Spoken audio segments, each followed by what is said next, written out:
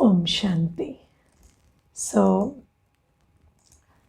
today Baba in the Murli says that, there are some things that we can see and understand. Yes, there are many things you see and then understand.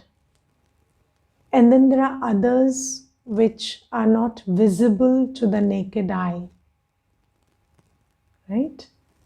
But you understand them by understanding them, not by understanding them by seeing them. Now, let's take the coronavirus. Can you see it? No. But are you aware of it? Yes, you are aware.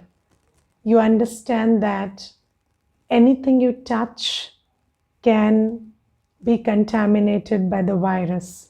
Yes, anything, any object, any surface, any person you're coming in contact with may be infected.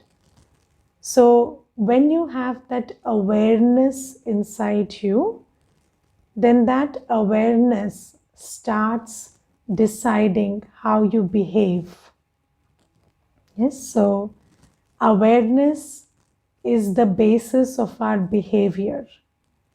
And science makes us aware of the physical world which is beyond sense perception.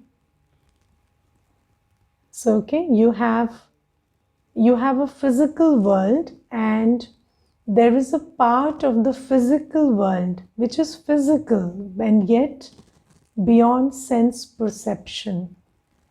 So you have 5 senses: eyes, nose, ears, mouth, and a skin. So these are the 5 sense organs. Now, these 5 sense organs have a range. Your eyes can see, but they cannot see everything that exists. Your ears can hear, but they can't hear every sound that exists. And we understand that bats are capable of hearing sounds that our ears are not capable of. So all our 5 senses have a range of perception. And there is a domain of the physical world which lies beyond the range of our sense perception. And scientists have made a lot of effort to bring into our awareness that which our sense organs can't perceive. Correct? So we know of some things, and science is yet doing the research, and in the future we will understand many more things which we don't right now. Now, there is another domain, there is another realm which science is not able to research and arrive at. And that is the non-physical world. And Baba, the knower of that non-physical world, the supreme teacher, the supreme guide, the supreme soul, has come and descended into the body of Brahma Baba to make us aware of that reality which is non-physical and non-perceptible through the senses. Okay? And what does Baba make us aware of? So there are many things Baba gives us awareness of. So we will understand that this word awareness means you take into consideration while conducting yourself in life those things which are not necessarily apparent to your physical senses. Okay, so that is how we understand awareness. Now today Baba in the Murli says you have to be aware that you are a soul. Okay, and although you can't see the soul, you can see the body, but the body is not you. You are a soul. Okay, And Baba says something very interesting today. Baba says, the soul can see the body, but the body can't see the soul. Yes. So do you see the body, right? Yes. And who is the one seeing the body? And I always find this very interesting, when you close your eyes and open your eyes, you can see yourself closing your eyes and opening the eyes. It's like you're sitting behind the eyes and seeing them close and open. So who is it who is sitting behind the eyes and seeing the eyes open and close? So I, the soul, see my eyes opening and closing. Yes, so the soul can see the eyes opening and closing, but the eyes cannot see the soul. And for that matter, it is very interesting that the eyes can't see anything by turning themselves inwards. So even if you want to see the brain, you can't turn your eyes inwards and see, or you want to see your kidney or your heart, these eyes don't turn inwards. And then it's very interesting that you have this back of the head, which is your blind spot, and everyone in the world sees your blind spot. So they see the back of your head, but you can never see it on your own. So, so the eyes are very interesting. So even the whole body, the eyes cannot see, or what's inside the body, the eyes cannot see, and then the eyes can definitely not see the soul. So the body has a lot of limitation, but Baba says the soul can see the body, and the soul becomes aware of the body. So even when you see a picture of your kidney or brain or heart, then you, through your buddhi, you can locate where your heart is. Yes, if I just ask you to take your attention to your heart and try to feel its beating, can you do that? Yes, if you move your attention to your heart, you sit in silence and just move your attention to this left side of your body and become aware that your heart is beating, you will be able to experience it in some time. Why? Because the soul can perceive everything through the power of attention. So the power of attention, or the buddhi, is such a wonderful thing that whatever you put your attention to will be perceptible after some time. And you see that researchers use their soul power, the power of the buddhi and the mind, to arrive at this researches, and then they were able to perceive the non-perceptible through what? Through the power of the buddhi. Yes. So they applied concentration, they applied attention, and then the soul was able to discover that which the eyes cannot see, that which the ears cannot hear. So the soul is very powerful, and the body has a lot of limitation. This is what Baba says. Now there is a question, is it possible to see the soul physically, or it can only be experienced? The soul is non-physical. So you cannot see something non-physical physically. It doesn't exist physically. When we say physically, it means made of 5 elements of nature. Yes, and the soul is not made of 5 elements of nature. What is it made of? We have done it in the course. So it is made of peace, purity, love, bliss, knowledge, power. So there are 7 things: knowledge, purity, peace, love, happiness, bliss, and power. So this is what the soul is made up of. Now let's take each one individually. Can you see knowledge? No. Can you see purity? No. Can you see peace? No. So how can you see a soul which is made up of these things? Yes, but you can experience. And when you are in the company of someone who is radiating peace or purity or love, then in their presence you get this thought, this is a very powerful soul. Yes, you can feel the presence of a one who is brimming with peace, purity, and love. So Baba says, you can experience the soul. And I will tell you from my experience that when we did the course also, we understood this law. Wherever attention goes, energy flows and that thing grows. Now in meditation, when we just withdraw our attention from the world around and take it inwards, and we see and try to experience the peaceful being of light sitting behind the eyes, then we are paying attention to our peace and it starts growing, purity, and it starts growing. And then slowly, gradually, when the soul becomes powerful, then your experience of you being a soul also becomes very, very prominent. Like you will always feel, like when I sit, I feel I'm this soul speaking from the mouth, because I can feel the feeling of peace and happiness and purity here.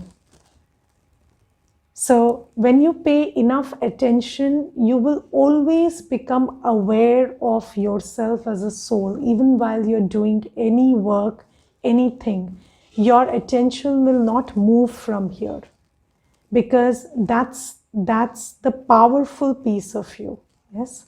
So when the body is very powerful, then when you're body conscious and you're always paying attention to your physical needs and your physical urges and physical pulls, then you're giving a lot of power to your physicality, and then your attention is always pulled towards the physicality.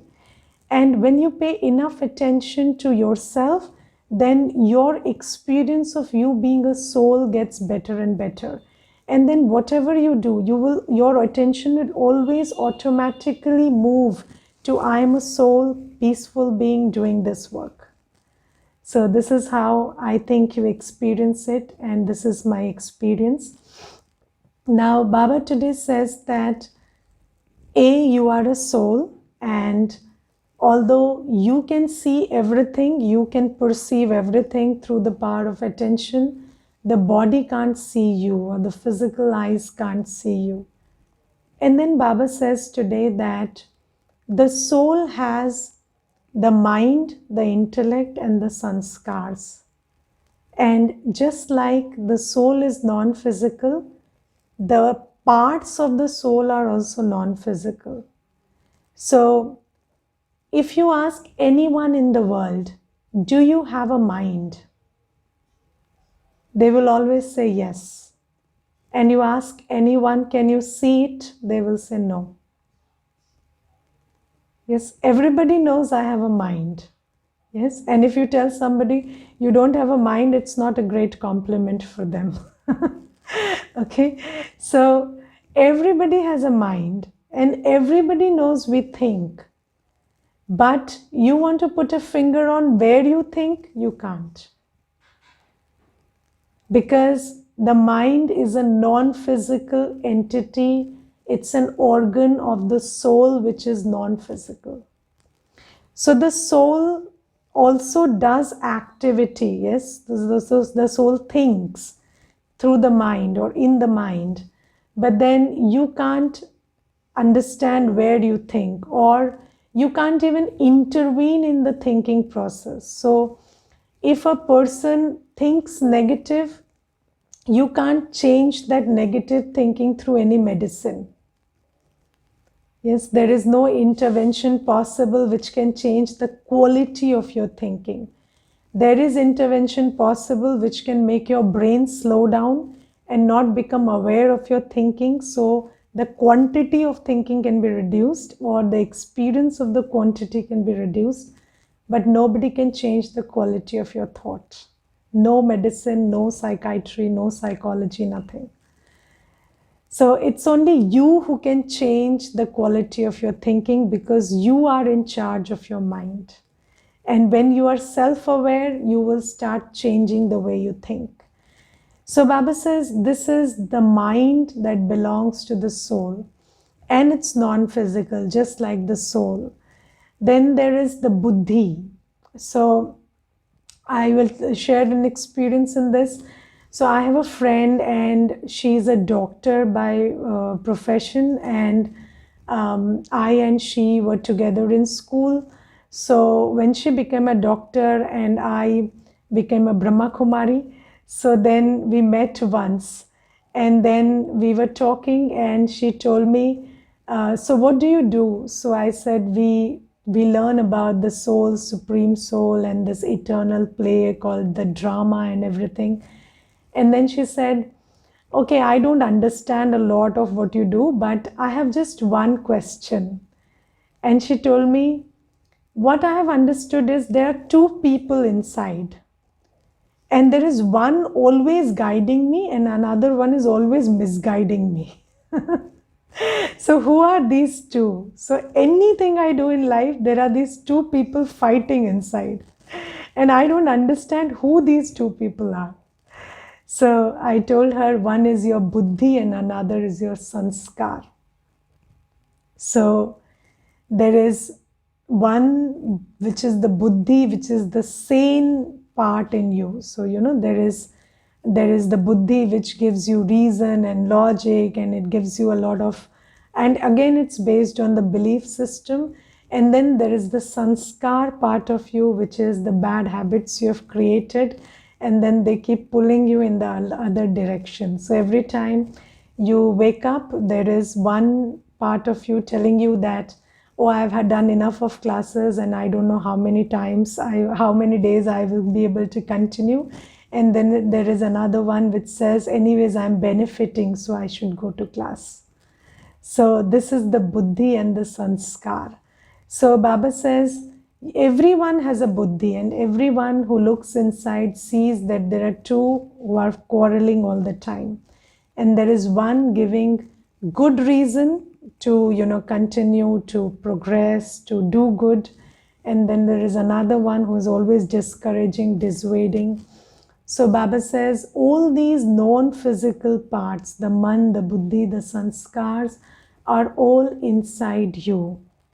And then Baba says, you are the soul, and your story is limited to your man, buddhi, and sanskar.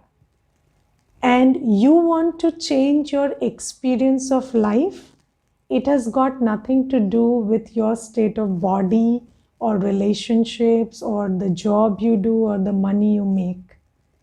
Your experience of life is based on the quality of your man, buddhi, and sanskar, which is again based on the quality of you. Okay, so what is the quality of you? So how peaceful are you, the soul? How pure are you, the soul? How happy are you, the soul? And Baba says, as you make effort and try to raise your quotient of happiness, peace, love, then your man, buddhi, and sanskar start behaving accordingly, and then your perception of life or your experience of life will change accordingly. So Baba says you have to become self-aware. Just like we are very materially aware right now, we are aware about the status of our job or relationships or how much physical health we are in. But Baba says become self-aware and become aware of how pure you are, how peaceful you are, how loveful you are, how knowledgeful you are, and try to raise your quotient of knowledge, purity, peace, love, happiness, bliss, and power. And Baba says that is what is required for you to change your experience of life. Do you agree with this? Yes, your experience of life doesn't change when external things change. Your experience of life changes when this changes. And how does the quality of you, the soul, change? So Baba says, by remembering who you are and by remembering who your parent is.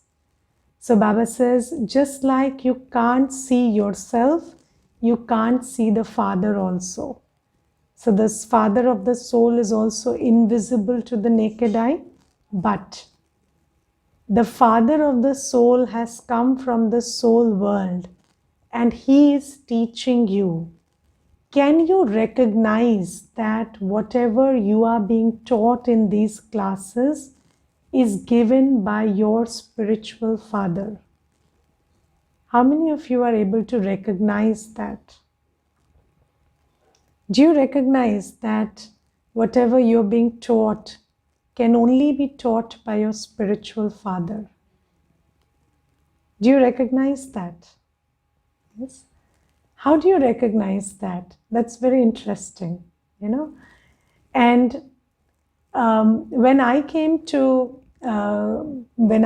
Baba, obviously accidentally, so I stumbled upon Gyan somehow. So there was no plan, there was nothing, but then I just stumbled upon Gyan, and then after some time, I had a very deep feeling that the one who is talking is my father, because the love I felt, the purity about which he encouraged me. So Baba always says, you have to become pure. And this thing that Baba says, that you have to become pure, it made me think, who in the world wants me to become pure? Even my parents don't want me to become pure. Yes, so nobody in the world wants you to become pure. People benefit from your lust, attachment, ego, anger, and greed. If you're not attached, even your parents won't like it. Yes, your physical parents will also say that you should have some attachment. And I've seen physical parents also say that you don't love us or what, or don't you have any feeling for us? Why don't you miss us? Or why don't you cry when we are not there? So they want you to cry when they are not there. They want you to cry when they are gone. But Baba never wants us to cry. He says, be attached with no one and nothing. And Baba says, don't have any greed. You are good as you are, and you do as much as you can. And I am not conditioning my love upon you doing something or gaining something. So Baba says that this love, this unconditional love, this encouragement for purity, peace, happiness, I never saw anybody doing that. And then ever since we are children, we are taught that God is the ocean of love, ocean of knowledge, ocean of peace, ocean of purity. So obviously this must be the one.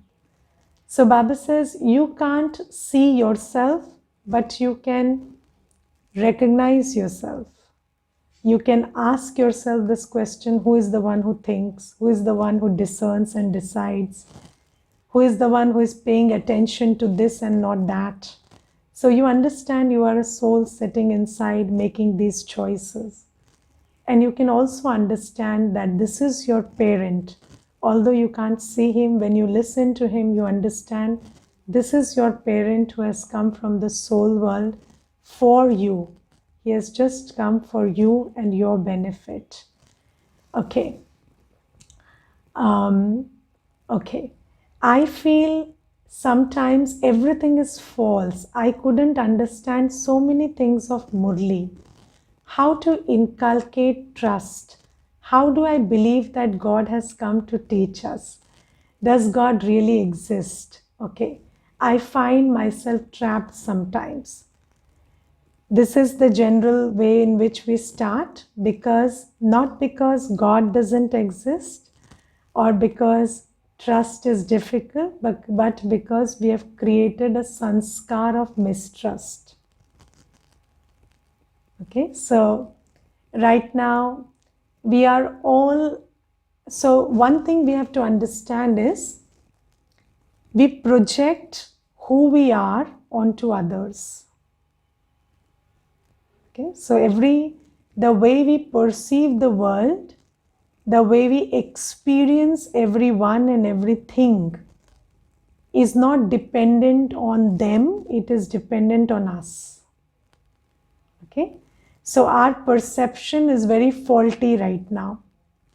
Now, I will tell you one incident to tell you how I realized this. So, I have a sister so she's my Lokik sister, and so while growing up, I was the elder one, so I definitely tortured her a little while growing up. So then she doesn't love me a lot, or maybe she doesn't feel that I'm the best person on earth or something like that. So even when I came into Gyan, she has this perception, and then I feel that I have changed because of whatever I'm doing. And then it so happened that one day she was sleeping, and this is post Gyan and many years later. And one day she was sleeping, and I woke her up with a lot of love, according to me. Okay, so I woke her up with a lot of love, and I really felt that I was the most loving until today while waking her up. And then I was very happy with myself that I woke her up with so much love. And then that scene was over. And then a week later, she was narrating that same incident to somebody else. And she said, "You should see the way she shouted at me and woke me up that day." So, so then I realized, that I felt very good because I was in a good space, and I thought I was doing what I was. But her experience of the same incident was according to what she was holding in her heart. And then I didn't take the ownership of that on me, or I didn't explain. And then I kept persevering. So I just kept working on myself, because there is no end to being loveful. So you can just try to be more loveful every day. And over the years, now I have reached a place where she acknowledges I am loveful. Okay, so it's taken a while. It's not a one-day thing. It's taken a while, and then she trusts me that I will not, I will not manipulate my father into thinking that I'm the better one. So she trusts me for that now. Earlier she didn't. So you see that everything we experience in life is based on our sanskars. And just think about how we have thought about God all this while. So we have not had a very loving or a trusting relationship with God.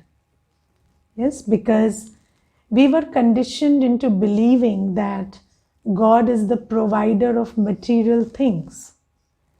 And then for everything in the world that we desired and didn't get, we thought that God doesn't love me, and that's why I didn't get this thing. So over so many births, we have conditioned ourselves into this sanskar where we really don't believe that God loves me, or God is there for me, or He belongs to me.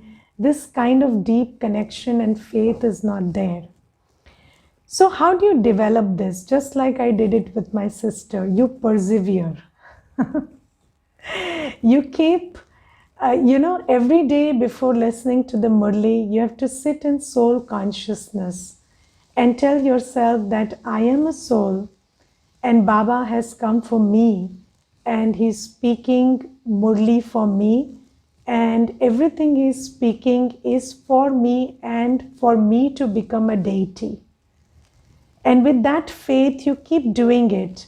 And slowly our sanskars will become, softer and gentler, and then will move to a place where we can receive Baba's love, because we have closed down and we are with closed hearts. We are not able to receive the love of the ocean of love.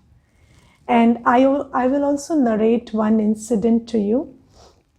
So Dadi Janki, I don't know how many of you are aware, but Dadi Janki ji was the chief of Brahma Kumaris, and she left her body last year. So last year in April. So until that, Dadi ji was a pillar of strength, and even now in the subtle form she is, but physically she was there, and we all took a lot of strength and sustenance from Dadi.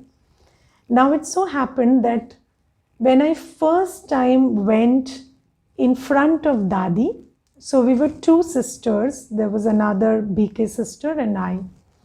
So we went in front of Dadi, and Dadi was giving drishti. And I felt like Dadi is giving me a lot of love in that drishti, and I can never forget that drishti. And until today, when I remember that drishti, I feel like my heart gets filled with love.